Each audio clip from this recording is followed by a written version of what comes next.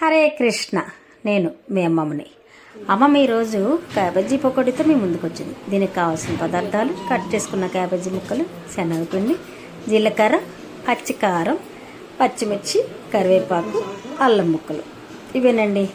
ఇప్పుడు దీన్ని తయారు చేసుకుని విధానం చెప్తాను. ముందుగా ఒక బౌల్లోకి శనగపిండి, క్యాబేజీ ముక్కలు తీసుకొని చక్కగా అందులో ఈ కట్ చేసుకున్న పచ్చిమిర్చి, అల్లం, కరివేపాకు, ఇంకా పచ్చికారం, ఉప్పు అన్నీ వేసి ఇందులో చిన్న మసాలా కూడా వేసుకుంటే చాలా బాగుంటుంది. ఇవన్నీ వేసుకొని కాస్త వాటర్ పోసుకొని రుచికి తగ్గ ఉప్పు కూడా వేసుకొని ఈ పిండిని కొంచెం లూజుగా కాకుండా గట్టిగా చేతికి తగిలేటట్టు గట్టిగా కలుపుకోవాలి. చూడండి, నేను కలిపి చూపిస్తాను.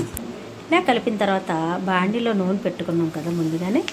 ఈ పకోడీ రెడీ చేయడానికి దాంట్లో కాస్త నూనె తీసి ఈ పకోడీ పిండిలో వేయాలి. ఎందుకంటే పకోడీ కరకరలాడుతూ చాలా బాగా వస్తుంది అన్నమాట. అందుకని ఈ విధంగా వేసుకోవాలి. అవి చూసారా, ఈ విధంగా కలుపుకొని పకోడీలు వేసుకుంటే చాలా ఫాస్ట్గా అయిపోతుంది. తినడానికి రుచికరమైన గట్టి పకోడీ చాలా ఎర్లీగా రెడీ అయిపోతుంది.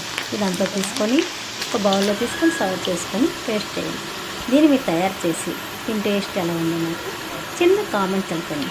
చాలా రుచిగా ఉంటుంది క్యాబేజ్ పకోడీ. హరే